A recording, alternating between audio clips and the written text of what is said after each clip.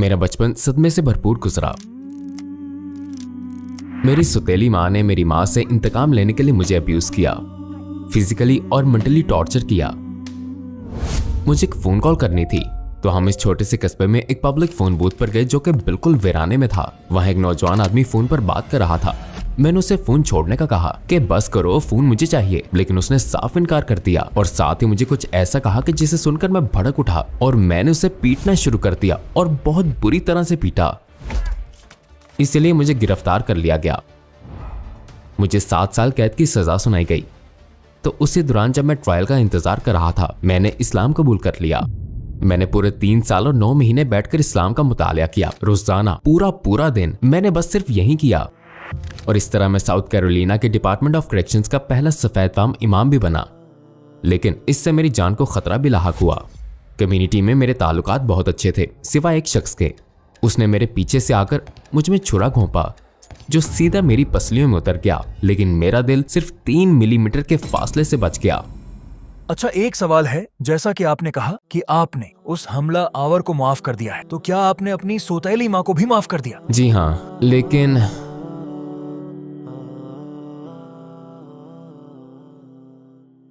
अस्सलामु अलैकुम योशा एवंस भाई, हमारी दावत कबूल करने का बहुत शुक्रिया। आपकी यहाँ मौजूदगी हमारे लिए बाइस इज्जत है। मैं इस सवाल से इब्तिदा करूंगा कि योशा एवंस कौन है? क्या आप अपनी जिंदगी के बारे में हमें मुख्तसरन बताएंगे? योशा एवंस कौन है? मैंने इस सवाल कई दफा अपने आप से पूछा है। मैं ग्रीनविल साउथ कैरोलिना में पैदा हुआ और पला बड़ा। मेरी परवरिश बतौर ईसाई चर्च में हुई। मुझे यूथ मिनिस्टर यानी क्रिश्चियन मिनिस्टर बनने का शौक था। मैंने दूसरे मज़ाहिब भी तलाश किए, लेकिन कुछ ना पा सका और आखिरकार स्ट्रीट लाइफ पर आ गया। मैंने 18 साल की उम्र में इस्लाम कबूल किया था और उस वक्त से मेरा एक ही मकसद है कि जितना भी हो सके मैं लोगों की इस्लाम को समझने में मदद करूंगा।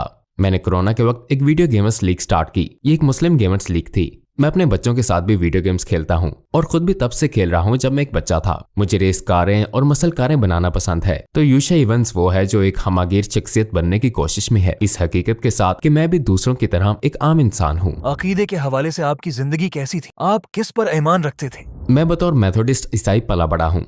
ये ईसाईयत का बहुत फॉर्मल वर्जन है। ऐसा नहीं कि आप लोग जो सोचते हैं, जैसे आप चर्च जाते हैं और वहां कुछ चीखने, चिल्लाने और कूदने वालों का एक ग्रोह होता है। ये किसी हद तक कैथोलिक वालों की तरह बहुत फॉर्मल है। यही वो चीज थी जिसकी वजह से मैं क्रिश्चियन मिनिस्ट्रीज का हिस्सा बनना चाहता था। 16 साल की उम्र में मैं मजीद मजहबी हो गया। उम्र बढ़ने के साथ मेरा यकीन इसी पर था जो मुझे बताया गया, यानी मैं ट्रिनिटी पर यकीन रखता था। मुझे यकीन था कि बाइबल खुदा की बेऐब किताब है, मतलब खुदा का ये कलाम गलतियों से पाक है। ये ऐसे ही था जैसे मुसलमान कुरान पर ईमान रखते हैं। तो बढ़ती उम्र के साथ यही सब कुछ मेरे अकायद का मरकज था, लेकिन यही सब कुछ मुझे ईसाईयत से भी दूर ले जाने का बायस बना। क्योंकि जब मैंने बाइबल का मुतालिया शुरू किया तो महसूस किया कि ये सब वो नहीं है जो बाइबल हमें सिखाती है। बाइबल हमें ट्रिनिटी का सबक नहीं देती। जीसस ने ट्रिनिटी की तालीम कभी नहीं दी, और ये भी कि बाइबल कोई ऐबों से पाक किताब नहीं है। इस किताब में तो अच्छी खासी गलतियां हैं। तो इस आयत को छोड़कर इस्लाम कबूल करने के दरमियानी अरसे में मेरा हाल ऐसा था कि मेरा दिल मजहब से उठ चुका था। मुझे खुदा पर यकीन तो था, लेकिन मैं एग्नोस्टिक हो गया था। मैं एक एग्नोस्टिक डीइस्ट बन गया था। मतलब खुदा पर मेरा यकीन कभी मुतजलजल नहीं हुआ, क्योंकि मैं अपने आसपास माहौल पर गौर करता था। मेरे दादा ने हमेशा मुझे यही सिखाया था कि कोई भी पेंटिंग बगैर पेंटर के नहीं बनती, ठीक है ना। लिहाजा हर चीज की मौजूदगी किसी न किसी वजह से है। तो ये कि खुदा पर मेरा ईमान हमेशा से रहा, लेकिन मैं इस नतीजे पर पहुंचा कि खुदा ने दुनिया तो बनाई है, लेकिन उसे ऐसे ही छोड़ दिया। मतलब चीजें तो बनाई है, लेकिन उनका कोई मकसद नहीं है, बस ऐसे ही बनाकर छोड़ दिया है। बस बनाकर दुनिया में बेच दी हैं कि देखें अब क्या होता है। और मैं खुदा से किसी हद तक बेजार हो गया था। मेरा दिल उठ गया था, बिल्कुल ऐसे ही जैसे हम किसी की तलाश में हों लेकिन वो मिलना ना चाहता हो। तो इसीलिए मैं आवारागर्दी करने लगा। रैप म्यूजिक सुनता और हिप हॉप म्यूजिक भी सुनता, और मैंने एक रैप लाइफस्टाइल अपना लिया, हिप हॉप लाइफस्टाइल, जिसकी वजह से मुझे स्कूल में मुश्किल का सामना था। इसी अरसे में मैं गिरफ्तार भी हुआ। क्यों? ऐसा क्या हुआ था? बस बेवकूफी, अपनी बेवकूफी साबित करनी थी। असल में ये नौबत मेरे गुस्से की वजह से आई। गुस्सा हर वक्त मेरी नाक पर धरा रहता था, जिसकी वजह ये थी कि बचपन में मुझे बहुत अब्यूज किया गया। जब मैं छोटा सा था तो मेरे वालिदैन में तलाक हो गई। मेरी माँ मुझे 3 माह की उम्र में छोड़कर चली गई। अगले 6 सालों तक वो मेरी जिंदगी से बिल्कुल गायब हो गई। मैंने उन्हें दोबारा नहीं देखा जब तक मैं 6 साल का न हो गया। तो ये कि मेरी परवरिश मेरे वालिद ने की, जिन्होंने फिर दूसरी शादी कर ली और उस औरत से की जो हाई स्कूल से मेरी माँ की सख्त दुश्मन थी। मतलब मेरी सौतेली माँ जो कि बहरी थी और मेरी माँ, ये दोनों एक ही हाई स्कूल जाते थे। तो मेरी माँ मेरी सौतेली माँ के बहरेपन का बहुत मजाक उड़ाती थी। तो बस मेरी माँ से इसी बात का इंतकाम लेने के लिए मेरी सौतेली माँ मुझे अब्यूज करती थी, फिजिकली भी, मेंटली भी, सिर्फ टॉर्चर करने के लिए। तो मेरा दिल गुस्से से भरा हुआ था।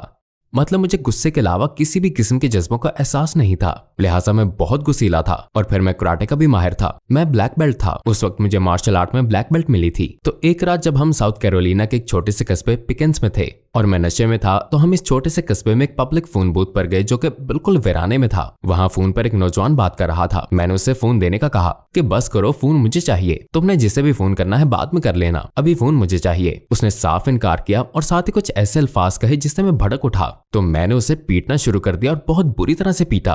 टुवर्ड्स इटर्निटी में हमें आपकी सपोर्ट की ज़रूरत है। हम एक फलाही तंजीम हैं जिसका अज़्म इस्लाम के पैगाम को 10 ज़बानों में दुनिया भर में फैलाना है। अपनी सपोर्ट से आप लोगों को इस्लाम में दाखिल होने, हराम काम छोड़ने, नमाज शुरू करने जैसे आमाल में मदद दे सकते हैं और इन तमाम नेक आमाल के बदले अजर अजीम पा सकते हैं इंशाअल्लाह। टुवर्ड्स इटर्निटी को अतिया दें और इस सुनहरे मौका को ज़ाया ना होने दें। तो मैंने उसे पीटना शुरू कर दिया और बहुत बुरी तरह से पीटा, क्योंकि जब गुस्सा एक दफा आप पर हावी हो जाए, वो गुस्सा जिसे आप काफी अरसे से अपने अंदर पाल रही हैं, तो फिर ये एकदम उबल कर इंसान को बेकाबू कर देता है। लिहाजा मैंने उस नौजवान को इतना मारा कि वो हॉस्पिटल पहुंच गया और इसी वजह से मैं गिरफ्तार हुआ। आप जेल से बाहर कैसे निकले? ये मैंने नहीं किया। तो फिर क्या हुआ? आप वहां से कैसे निकले? मैं जेल से जमानत पर बाहर आया। वो एक ऐसा छोटा कस्बा था कि वहां सिर्फ 2 जजेस थे और वो नौजवान भी उनमें से एक का बेटा था, इसलिए उन्होंने मुझ पर अक़दाम कत्ल का चार्ज लगा दिया। ये एक सीरियस चार्ज था।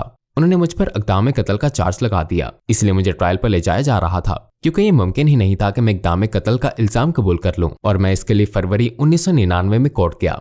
अल्हम्दुलिल्लाह मेरी किस्मत अच्छी थी कि मेरी दादी ने मेरे लिए एक वकील किया और वो ये इल्जाम हटाने में कामयाब रहे। तो मतलब ये कि मुझे कुछ ज्यादा मुश्किल पेश नहीं आई, क्योंकि ये पहला वाकया था। लेकिन वो लोग इसको कत्ल साबित करने की कोशिश में थे, क्योंकि वो लड़का जज का बेटा था। बहरहाल उन्होंने इक़दाम कत्ल के चार्ज को हमले और शदीद मारपीट के जुर्म में बदल दिया और मुझे जेल में 7 साल कैद की सजा सुनाई।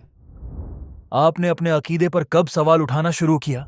1996 के मौसम गर्मा में। 1996 के मौसम गर्मा में मैंने बाइबल का बारीक बीने से मुताला शुरू किया। इसके साथ ही मैं साइंस भी पढ़ रहा था, क्योंकि मैं बॉब जोन्स यूनिवर्सिटी जाने की तैयारी कर रहा था, जो कि मेरे होम टाउन यानी ग्रीनविल साउथ कैरोलिना का एक मशहूर बिब्लिकल कॉलेज था। ये पूरी दुनिया में मशहूर है। मेरे मुताले का फोकस मतन पर तनकीद था, जिसमें आप पुराने डॉक्यूमेंट्स जैसे बाइबल वगैरह का मुताला करते हैं। तो बाइबल के गहरे मुताले से मुझे पता चला कि ये वो किताब नहीं है, हत्ता कि आलिमाना नुक्ते नजर से भी ये एक परफेक्ट किताब नहीं है। ये एक ऐसी किताब है जिसे कुछ आदमियों और औरतों ने लिखकर यहाँ तक पहुंचाया है, और जैसे जैसे यहाँ तक पहुंची इसमें और भी बहुत कुछ बदला। तो मैं जिस नतीजे पर पहुंचा वो ये था कि ये बाइबल खुदा की किताब नहीं है, क्योंकि ये एक परफेक्ट किताब नहीं है। और यही बात मैंने उस वक्त बॉब जोन्स यूनिवर्सिटी के एक प्रोफेसर से कही। मेरी उनसे गुफ्तगू हुई तो मैंने उनसे सवाल किया। ये सवाल बहुत लॉजिकल था। मैंने पूछा, क्या खुदा परफेक्ट है? उसने कहा, बिल्कुल। मैंने कहा, ठीक, अगर खुदा परफेक्ट है तो ये जाहिरी सी बात है कि खुदा की तरफ से आने वाली हर चीज भी अपनी नेचर में परफेक्ट होनी चाहिए, है ना? उसने कहा,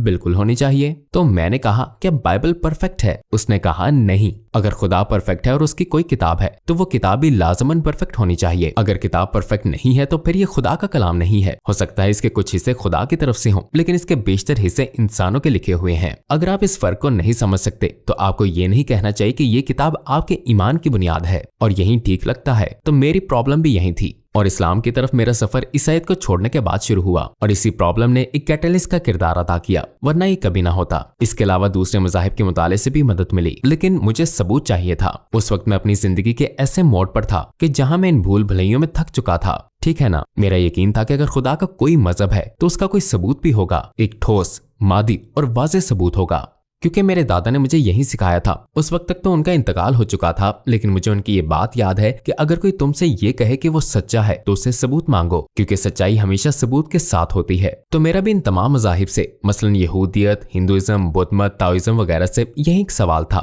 और मैंने इन सब के इन्फॉर्मेशन में इसी लेवल का तजाद पाया। मेरे लिए खुदा का होना काफी नहीं था, बल्कि मुझे बहुत ही लॉजिकल और सीधे साधे तरीके से उस मौजूदगी का सबूत चाहिए था। न सिर्फ उसका सबूत होना चाहिए, बल्कि ये सबूत परफेक्ट भी होने चाहिए। इस मामले में मैं परफेक्शन से हटकर कुछ भी कबूल करने को तैयार नहीं था। फिर आप एक दोस्त के जरिए इस्लाम से मुतारफ हुए? जी, मैं इस्लाम से जिस शख्स के जरिए मुतारिफ हुआ वो मेरा दोस्त तो नहीं, लेकिन एक जानने वाला था और इत्तेफाक से वो मुसलमान था। मुझे इस बात का उस वक्त तक पता नहीं था। वो तो एक दिन उसके घर पर मजहब के कॉन्सेप्ट पर बात हुई तो उसने बताया कि वो मुसलमान है। मैं ये सुनकर शॉक्ड हुआ, क्योंकि वो एक अफ्रीकी अमेरिकन भी था और मुझे लगता था कि मुसलमान सिर्फ अरब लोग होते हैं। लेकिन उसने मुझे जुम्मे की नमाज पर बुलाया तो मैं दिसंबर 1998 में अपने होम टाउन की मस्जिद में गया। मैंने वहाँ खुतबा सुना। वो बहुत खूबसूरत खुतबा था, बहुत बेहतरीन। मैं झूठ नहीं बोल रहा, ये अल्लाह ताला की मगफिरत के बारे में था। लेकिन मुझे कायल करने के लिए काफी नहीं था, क्योंकि मैं इस तरह पहले भी बहुत से खूबसूरत क्रिश्चियंस खुतबे सुन चुका था। लिहाजा मैंने नमाज के बाद इमाम से पूछा, क्या आपके मजहब की सच्चाई का कोई सबूत है? उन्होंने कहा, हाँ है। फिर वो मुझे ऑफिस ले गए और मुझे कुरान मजीद की कॉपी दी। मैंने कहा, ये क्या है? उन्होंने कहा कि ये खुदा का कलाम है। मैंने कहा कि हाँ, मैंने पहले भी इसके बारे में काफी सुना है। मैंने कहा, चलें ठीक है, मैं खुद मालूम कर लूंगा, मैं इसे घर ले जाकर पढ़ूंगा, फिर देखते हैं क्या होता है। लिहाजा मैंने कुरान का मुताला शुरू किया। मैंने पहली सूरत खोली, सूरह फातिहा तो मुझे काफी हद तक रब से की गई दुआ की तरह लगी, लेकिन दूसरी सूरत की दूसरी आयत ने मुझे चौंका दिया और कुरान पढ़ने पर मजबूर किया, जिसमें कहा गया कि वो बुलंद रुतबा किताब जिसमें किसी शक की गुंजाइश नहीं। अब मैं इस आयत को गलत साबित करना चाहता था, क्योंकि मुझे मुसलमानों के मजहब की सच्चाई का यकीन नहीं था। फिर मुझे सूरह बकरा में एक और चैलेंज नजर आया, और अगर तुम्हें इस किताब के बारे में कोई शक है तो तुम इस जैसी एक सूरत बना लाओ। आप मेरा मतलब समझ गए ना? या अगर ये किताब खुदा के सिवा किसी और की होती तो तुम इसमें तजाद पाते। तो इस किताब की इब्तदा में ही इस किस्म के चैलेंजेस थे। मैं आपको बताऊं, इस पूरी धरती पर इस जैसी कोई मजहबी किताब मौजूद नहीं है। ऐसी किताब जो शुरू में ही अपने रीडर को चैलेंज कर देती है कि इसमें कोई तजाद, कोई गलती मौजूद नहीं है। कोशिश करो, प्लीज इसे साबित करो। और मैंने इस चैलेंज को सीरियसली लिया और मैंने पूरा वीकेंड कुरान मजीद को गौर से पढ़ने में गुजारा, जुम्मे की शाम से लेकर इतवार की शाम तक। और जब इतवार को मैंने इसे खत्म किया तो मैं मुसलमान हो चुका था। सिर्फ इस पहले मुताले में ये सब हुआ। हत्ता कि कुरान के स्कॉलर्स भी इस सब का अहाता नहीं कर सकते थे। और मैं अंग्रेजी कुरान पढ़ रहा था, लेकिन इस किताब में कुछ ऐसा था कि मेरे अंदर से आवाज आई कि यही वो चीज है, क्योंकि इसमें तमाम पैगंबरों का जिक्र है, लेकिन इसमें पैगंबरों के बारे में बाइबल वाली फजूल बातें नहीं है, क्योंकि बाइबल में पैगंबरों के बारे में बहुत सी क्रेजी स्टोरीज मौजूद हैं। ये बताती है कि खुदा एक है। ये जीसस और उनके पैगाम के बारे में बताती है कि उन्होंने क्या तालीमात दी, और ये वही सब है जो मुझे बाइबल में भी मिला, और बहुत सादा भी है। इसमें बहुत कुछ ऐसा है जो मैं जानता भी नहीं था कि किस बारे में बात हो रही है, लेकिन वो जो कुछ भी था बहुत वाज़ेह था। अल्लाह एक है और वही इबादत के लायक है। और मैंने बाइबल से भी यही सीखा था। मैं लोगों को भी यही बताने की कोशिश करता रहा जब मैं इस आयत का मुताला कर रहा था कि देखो, पुरानी किताबों में खुदा कहता है कि वो एक है, और यहाँ कुरान में भी वही बात सिखाता है। और जब मैं आखिर में पहुंचा तो कहो कि वो अल्लाह एक है, तो ये वो किताब है, ये वही कुछ है जिसकी मैं तवक्को कर रहा था। लिहाजा मैं पीर को वापस वहां गया और मुसलमान हो गया। और फिर जुम्मे को दिसंबर 1998 में मैंने सबके सामने कलमा शहादत पढ़ा। जब आपने कलमा पढ़ा तो आपको कैसा महसूस हुआ? सच्ची बात तो ये है कि ये एहसास लफ्जों में बयान नहीं किया जा सकता। मतलब आपको अल्फाज ही नहीं मिलते। ये ऐसा है जैसे आप अपने पहले बच्चे की पैदाइश की खुशी को बयान करने से कासिर हों। मतलब आपको अल्फाज ही नहीं मिलते कि कैसे अपने जज्बे की तर्जुमानी करें। मुझे लग रहा था कि जैसे मैंने अपनी मंजिल पा ली। आप समझ गए होंगे। मैंने दिल की गहराइयों से महसूस किया कि मेरी रूह में इतने अरसे से जो खला था वो पुर हो गया है, क्योंकि इससे पहले मैं ये खला मुख्तलिफ चीजों से भरने की कोशिश कर रहा था। इसमें कुछ अरसा ईसाइत रही, फिर बाद में आवारागर्दी और हल्ला गुल्ला वगैरह करना जैसी चीजें थीं। और मैं लोगों से भी यही कहता हूँ कि इस खला को पुर करने की कोशिश करें, क्योंकि इस्लाम के बगैर हर शख्स की रूह में एक खला मौजूद रहता है। ये हमारी फितरत है। और मैं लोगों से ये भी कहता हूँ कि अगर वो अपनी रूह की खला को इस्लाम के अलावा किसी और चीज से भरने की कोशिश करेंगे तो ये ऐसा ही है जैसे आप समंदर पर जाकर उसको रेत से भरने की कोशिश करें। कितना ही कर लें, इससे कोई फर्क नहीं पड़ता। आप इसको कभी नहीं भर सकते। ये खला सिर्फ अपनी असल फितरत की तरफ वापस आने से ही भर सकता है, और हमारी फितरत सिर्फ एक खुदा की बंदगी है। मैंने भी जैसे मंजिल पा ली, मुझे सुकून मिल गया। वो सारा गुस्सा, सारा पागलपन जो मेरे जहन पर छाया हुआ था, सब जायल हो गया, जैसे ये खला बंद हो गया हो। आपके इर्द गिर्द लोगों का क्या रद्द अमल था? मैंने अक्सर लोगों को तो बताया ही नहीं। उस वक्त मेरे जो दोस्त थे उनसे तो मैं पहले ही दूर हो गया था, क्योंकि उन्होंने मेरी कोई मदद नहीं की थी। जिस रात मैंने उस नौजवान को मारा था तो वो भी मेरे साथ थे। उन्होंने मुझे पकड़वाया। जब पुलिस उनके पास आई तो उन्होंने फौरन मेरा बताया, तो मैंने अपने दोस्तों से उसी वक्त कत्ता ताल्लुक कर लिया था। और मेरी दादी और वालिद थे तो मैंने उनको भी फौरन इत्ला नहीं दी कि मैं मुसलमान हो गया हूँ। पहले मैंने अपनी जिंदगी को बेहतर बनाने की कोशिश की, और जब 1 महीने बाद मेरी दादी ने मुझे देखा तो उन्होंने मुझ में वाज़ेह तब्दीली महसूस की। आप समझ रहे हैं ना, जैसे आप वो नहीं रहते। मैं पहले से ज्यादा अच्छा और बाइखलाक हो गया था, दूसरों की ज्यादा से ज्यादा मदद करता और सही काम करने की कोशिश करता। तो उन्होंने महसूस किया कि आखिर कुछ तो बदला है। और फिर उस वक्त तक मैंने उन्हें बताया कि मैं मुसलमान हो गया हूँ। उन्होंने कहा कि मैं ये सब तो नहीं मानती, लेकिन अगर ये सब तुम्हें इस तरह बदल रहा है तो फिर इसी पर कायम रहो। और मेरे वालिद ने तो कह दिया था कि अब तुम बालिग हो, तुम अपने फैसले खुद कर सकते हो और अब उन्हीं के साथ जीना है। मुझे मुसलमान हुए 25 साल हो गए हैं, लेकिन मैं आज भी अपने वालिद से बात करता हूँ। मैं 25 साल से उन्हें भी दावत दे रहा हूँ, लेकिन उन्होंने इस्लाम कबूल नहीं किया। अल्लाह ताला उन्हें हिदायत नसीब करे। इतना मैं कह सकता हूँ कि वो मेरे मुसलमान होने पर बहुत खुश हैं, क्योंकि उनके ख्याल में उसी वजह से मुझ में इतनी बेहतरी आई है कि वो सोच भी नहीं सकते थे। और वो लोगों को बड़े फख्र से बताते हैं कि मेरा बेटा मुसलमान है और वो लोगों की मदद करने के लिए दुनिया भर में घूमता है। वो चैरिटी करता है, रेफ्यूजी कैंप्स में जाता है। और जब भी मैंने अपने होम टाउन में लेक्चर्स दिए, जो कि 2 दफा हुआ, तो मेरे वालिद पहली कतार में बैठे। वो हमेशा आकर पहली कतार में बैठ जाते। इसलिए मैं दूसरे नौ मुस्लिमों से भी यही कहता हूँ कि लोगों में हर जगह मुंह से ऐलान करना जरूरी नहीं है कि आप मुसलमान हो गए हैं, बल्कि अपने अमल से दिखाएं कि आप मुसलमान हो गए हैं। तो बस यही फर्क है।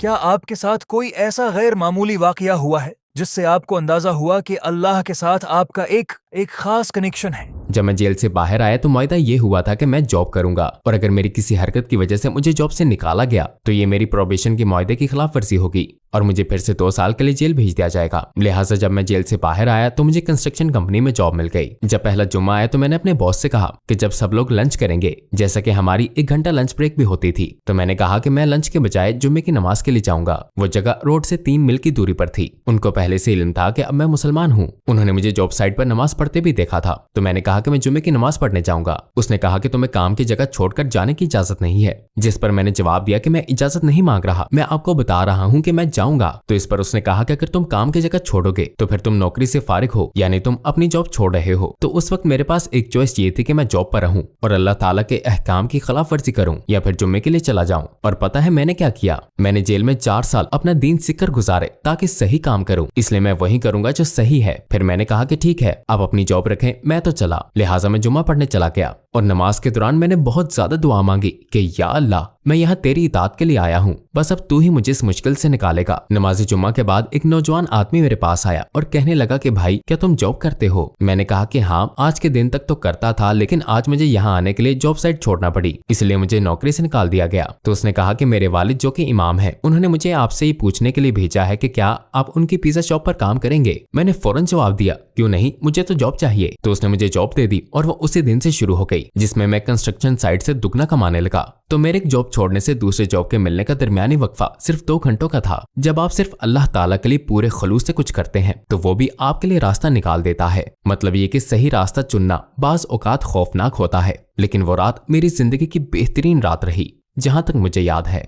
आपको रसूल सल्लल्लाहु अलैहि वसल्लम के बारे में किस चीज ने सबसे ज्यादा मुतासिर किया? आप सल्लल्लाहु अलैहि वसल्लम की हमारे लिए मोहब्बत ने, अपनी उम्मत के लिए। ये तो बयान भी नहीं किया जा सकता कि आप सल्लल्लाहु अलैहि वसल्लम अपनी उम्मत से किस हद तक मोहब्बत रखते हैं। बस एक मिसाल है कि हर पैगंबर को एक दुआ करने का मौका मिला, जिसमें वो अपनी मर्जी से कुछ भी मांग सकते थे और वो उन्हें अता कर दी जाएगी, कुछ भी। तो आप सल्लल्लाहु अलैहि वसल्लम को काफी दफे इस दुआ की जरूरत पेश आई। जैसे आप सल्लल्लाहु अलैहि वसल्लम के चचा अबू तालिब बगैर इस्लाम के वफात पा गए। इसी तरह गज़वा बदर, गज़वा ओहद, गज़वा खंदक से पहले जब आप मदीने में थे तो काफी सारे मौके थे जहां आप सल्लल्लाहु अलैहि वसल्लम इस दुआ का इस्तेमाल कर सकते थे, लेकिन आप सल्लल्लाहु अलैहि वसल्लम ने नहीं किया और इस मौके को महफूज रखा। और किसके लिए महफूज रखा? हमारे लिए। जी हाँ, आप सल्लल्लाहु अलैहि वसल्लम ने हमारे लिए दुआ महफूज रखी है। क़यामत के रोज जब अल्लाह ताला आप सल्लल्लाहु अलैहि वसल्लम से आगे बढ़ने का कहेंगे और जब आप सजदा करेंगे, हम सब इस मशहूर रवायत से वाकिफ हैं, और कौन जाने आप सल्लल्लाहु अलैहि वसल्लम का सजदा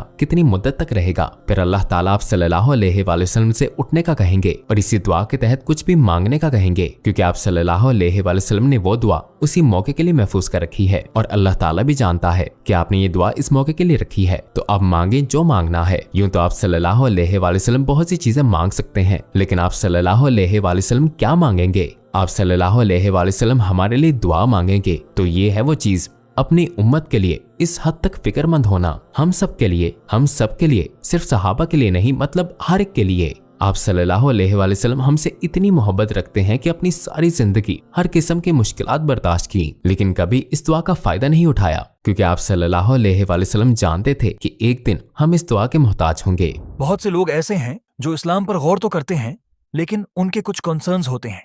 उन्हें तशवीश होती है कि क्या इस्लाम के लिए हमें अपना कल्चर छोड़ना पड़ेगा, अरबों की तरह पहनना ओढ़ना होगा, क्या दाढ़ी रखना जरूरी है, या क्या मैं भी अपने कल्चर को छोड़े बगैर एक अमरीकी मुसलमान बन सकता हूँ? आपको मुसलमान बनने के लिए अपनी कल्चरल पहचान खत्म करने की जरूरत नहीं है। बस कुछ चीजों को छोड़ना होगा, वो चीजें जो इस्लाम के खिलाफ हैं। जैसा कि मैंने अपनी अमरीकी पहचान वैसी ही रखी है, तो ये गलत बात नहीं है। पैंट, शर्ट, सूट, टाई वगैरह पहनना गलत नहीं है, तो मैंने कुछ गलत नहीं किया। आप अपनी पहचान बरकरार रख सकते हैं। मसलन अगर आप अफ्रीका जाएं तो वहां आप अफ्रीकी मुसलमानों का कल्चर देखते हैं, वो कितना मुख्तलिफ है। इसी तरह जब आप साउथ ईस्ट एशिया जाते हैं, जैसे इंडोनेशिया, सिंगापुर, मलेशिया, तो उनका अपना कल्चर है, लेकिन इस्लाम ने इसको मजीद बेहतर कर दिया है। तो आपको कोई अरबी या पाकिस्तानी बनने की जरूरत नहीं है, आप जैसा चाहते हैं वैसे रह सकते हैं।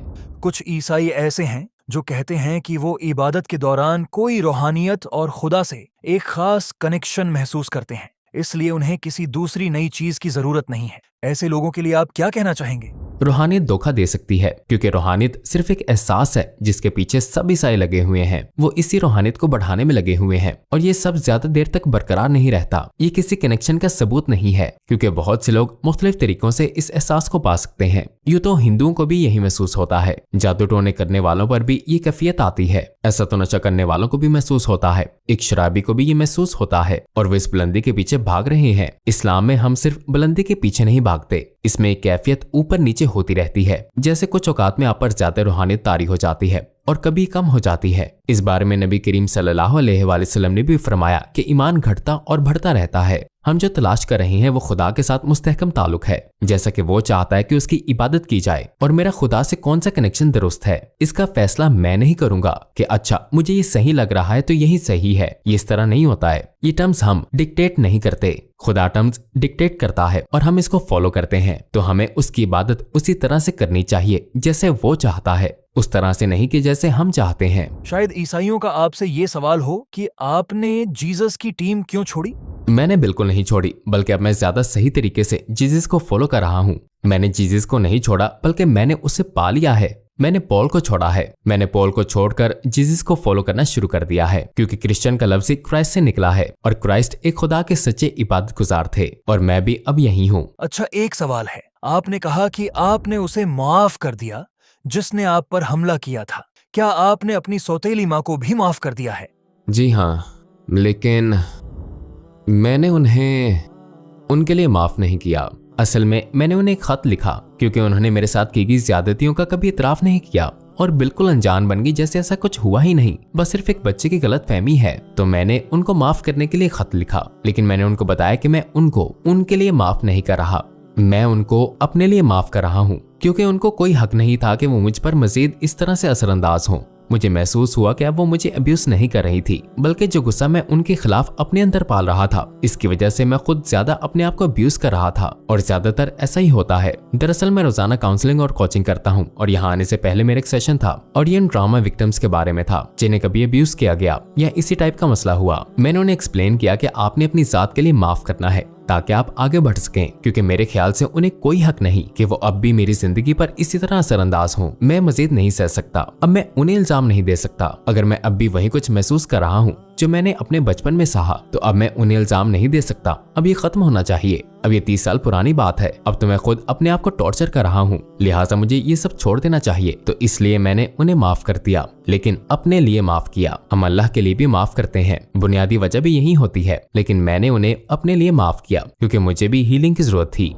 आखिरी सवाल, अगर आपको एक चांस मिले तो आप दुनिया के तमाम गैर मुस्लिमों से क्या कहना चाहेंगे? मैं उनसे कहना चाहूंगा कि अपनी रूह को तलाश करें और महसूस करें कि हर चीज का एक मकसद है। इस दुनिया में कुछ भी बेमकसद नहीं है, इसमें आप भी शामिल हैं। आप यहाँ हैं तो आपकी मौजूदगी किसी वजह और किसी मकसद से है, तो इस मकसद को डिस्कवर करें। आपको अपने मकसद का पता होना चाहिए, और वो मकसद उस खुदा की इबादत है जिसने आपको पैदा किया। इसलिए आपको उस पर बहुत ज्यादा रिसर्च करनी चाहिए और इस बात को यकीनी बनाएं कि आप जिस चीज पर ईमान रखते हैं वो किसी ठोस वजह से है, इस वजह से नहीं कि आपके पेरेंट्स ने आपको ये सिखाया या आपका कल्चर है जिसमें आप पले बड़े हैं। आपके ईमान का सिस्टम, ईमान का बुनियादी सिस्टम एक डिसाइडिंग फैक्टर होना चाहिए जिसका इंतखाब आपको हकीकत पर मबनी इंफॉर्मेशन के तहत करना चाहिए।